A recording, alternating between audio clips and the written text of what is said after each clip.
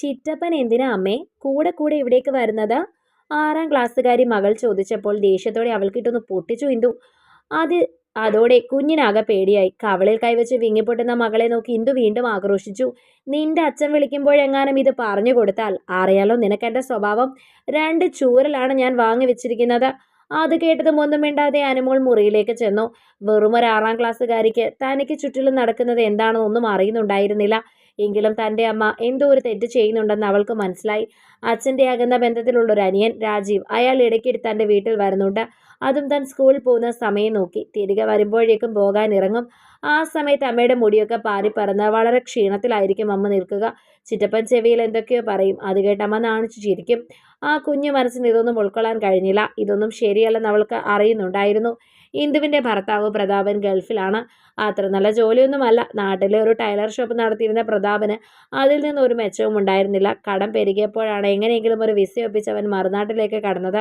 നാട്ടിലെ പ്രാരാബ്ദം കാരണം 2 വർഷം കഴിയാതെ ലീവും കിട്ടിയില്ല. ഇന്ദു ഒരു ഇരുനിറമാണാലും കാണാൻ സുന്ദരിയാണ്. അധികം ഉയരമില്ലാത്ത അല്പം തടിച്ചിട്ടാണ് ഇന്ദു. എങ്കിലും അതൊരു ഒതുങ്ങിയ തടിയായിരുന്നു. ആർക്കും കണ്ടാൽ ഇഷ്ടം തോന്നുന്ന ഒരുതരം ദേഹപ്രകൃതി.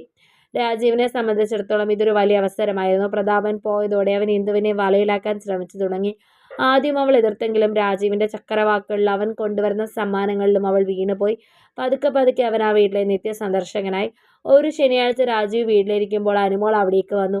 മോളെ, നീ എന്തിനാ എപ്പോഴും ഇങ്ങനെ മുഖം വീർപ്പിച്ച് നിൽക്കുന്നത്? ചിറ്റപ്പൻ നിനക്ക് മിഠായി കൊണ്ടുവന്നിട്ടുണ്ടല്ലോ. രാജീവ് അവളെ അടുത്തേക്ക് വിളിച്ചു. അവൾ മിണ്ടിയില്ല.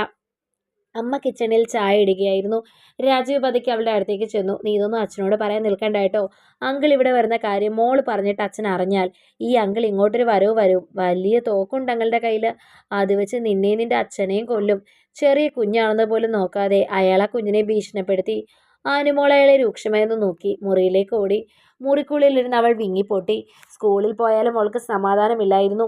പഠിക്കാൻ മിടുക്കിയായിരുന്ന ആ കുട്ടി പെട്ടെന്നൊന്നും അറിയാത്തവളെ പോലെ പെരുമാറാൻ തുടങ്ങിയത് ക്ലാസ് ടീച്ചറായ ധന്യ ശ്രദ്ധിച്ചു. ഒരു ദിവസം ക്ലാസ് കഴിഞ്ഞപ്പോൾ ടീച്ചർ അവളെ അടുത്തേക്ക് വിളിച്ചു. അനുമോളെ, നിനക്ക് എന്ത് പറ്റി? നീ പഴയതുപോലെ അല്ലല്ലോ.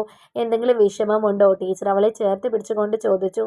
അനുമോൾ തല താഴ്ത്തി നിന്നു. അവളുടെ കണ്ണുകൾ നിറഞ്ഞു തുളുമ്പി. ഒന്നുമില്ല ടീച്ചർ, അവൾ വിറയലോടെ പറഞ്ഞു. ടീച്ചറോട് പറ മോളെ, നമുക്കെല്ലാം പരിഹരിക്കാം. ടീച്ചർ കൂടെയില്ലേ? ധന്യ ടീച്ചർ അവളുടെ കൈകൾ ചേർത്ത് പിടിച്ചു. ആ സ്നേഹം കണ്ടപ്പോൾ അനുമോൾക്ക് നിയന്ത്രിക്കാനായില്ല. അവൾ കരഞ്ഞുകൊണ്ട് വീട്ടിൽ നടക്കുന്ന കാര്യങ്ങളെല്ലാം പറഞ്ഞു. അമ്മയും രാജീവും ചിറ്റപ്പനും തമ്മിലുള്ള അടുപ്പവും അമ്മ തന്നെ ഉപദ്രവിക്കുന്നതും എല്ലാം കേട്ടപ്പോൾ ടീച്ചർ സ്തംഭിച്ചു പോയി. ടീച്ചറെ, എനിക്ക് പേടിയാകുന്നു. അച്ഛൻ വരുമ്പോൾ എന്നെ അമ്മയെ അടിക്കുമെന്ന് പറഞ്ഞു. അവൾ തേങ്ങിക്കൊണ്ട് പറഞ്ഞു. ധന്യ ടീച്ചർക്ക് ആകെ വിഷമമായി. ഇതൊരു കുടുംബ പ്രശ്നമാണ്. തനിക്കിതിൽ ഇടപെടുന്നതിന് ലിമിറ്റേഷൻസ് ഉണ്ട്. എങ്കിലും ഈ കുഞ്ഞിൻ്റെ അവസ്ഥ കണ്ടില്ലെന്ന് വെക്കാൻ അവർക്ക് കഴിഞ്ഞില്ല. മോളെ, നീ ഒരു കാര്യം ചെയ്. അമ്മയുടെ ഫോൺ നോക്കി അച്ഛൻ്റെ നമ്പർ ഒന്ന് ടീച്ചർക്ക് എടുത്തു തരണം. ടീച്ചർ അച്ഛനോട് സംസാരിക്കാം. അത് കേട്ടതും ഭയന്ന ടീച്ചറെ നോക്കി ഒന്നുമില്ലെന്ന് പറഞ്ഞ് ടീച്ചർ അവൾക്ക് ധൈര്യം കൊടുത്തു. അടുത്ത ദിവസം അനുമോൾ അമ്മ കുളിക്കാൻ കയറി നേരെ നോക്കി ഫോണിൽ നിന്നും നമ്പർ കുറിച്ചെടുത്തു. ടീച്ചർക്ക് കൊടുത്തു. ടീച്ചർ ഉടനെ പ്രതാപനെ വിളിച്ചു. ഹലോ, ഇത് അനുമോളുടെ അച്ഛനല്ലേ? ഞാൻ അനുമോളുടെ ക്ലാസ് ടീച്ചറാണ്. ടീച്ചർ പറഞ്ഞു. അതെ ടീച്ചർ, ഞാൻ അനുമോളുടെ അച്ഛനാണ്. എന്താ ഇപ്പോൾ വിളിച്ചത്? അവിടെ എന്തെങ്കിലും കുഴപ്പമുണ്ടോ? പ്രതാപൻ പരിഭ്രമത്തോട് ചോദിച്ചു. ടീച്ചർ പതുക്കെ കാര്യങ്ങൾ സൂചിപ്പിച്ചു. അനുമോള് വലിയ മാനസിക വിഷമത്തിലാണ് പ്രതാപൻ. നിങ്ങളുടെ റിലേറ്റീവായ രാജീവിന് ഇടയ്ക്കിടെ വീട്ടിൽ വരുന്നത് അവൾക്ക് ഒട്ടും ഇഷ്ടപ്പെടുന്നില്ല.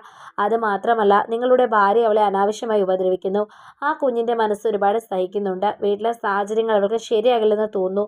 കൂടുതൽ ഞാൻ പറയുന്നില്ല. പക്ഷേ മോളുടെ ഭാവി ഓർത്ത് നിങ്ങൾ എത്രയും പെട്ടെന്ന് നാട്ടിലെത്തണം. നിങ്ങളുടെ കുടുംബത്തിൻ്റെ സമാധാനം പൊയ്ക്കൊണ്ടിരിക്കുകയാണ്.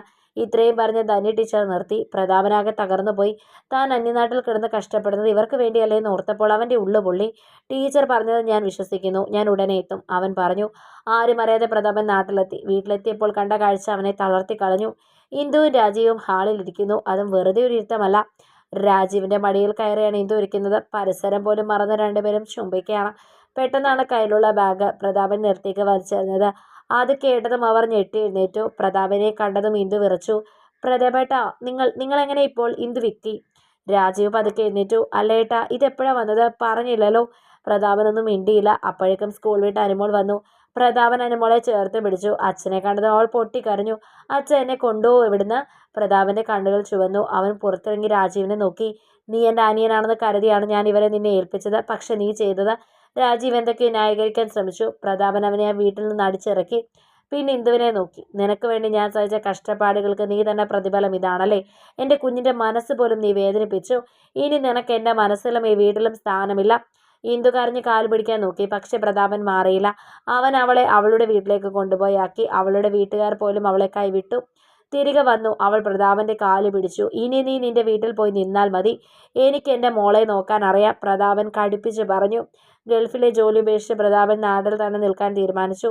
നഷ്ടപ്പെട്ടത് ഒരുപാടുണ്ടെങ്കിലും തൻ്റെ മകളുടെ ആ പഴയ പുഞ്ചിരി തിരികെ കിട്ടിയതാണ് പ്രതാപന് ഏറ്റവും വലിയ ആശ്വാസം. അനുമോൾ ഇപ്പോൾ പഴയതുപോലെ സന്തോഷവതിയാണ്. അവൾക്ക് ഇപ്പോൾ അവളുടെ അച്ഛനുണ്ട്. കൂട്ടിന് ധന്യ ടീച്ചറുടെ സ്നേഹവുമുണ്ട്. കഥ നിങ്ങൾക്ക് ഇഷ്ടമായെങ്കിൽ ലൈക്ക് ചെയ്യൂ. നിങ്ങളുടെ അഭിപ്രായങ്ങൾ കമന്റായി രേഖപ്പെടുത്തൂ. കൂടുതൽ കഥകൾ കേൾക്കാൻ ഈ ചാനൽ സബ്സ്ക്രൈബ്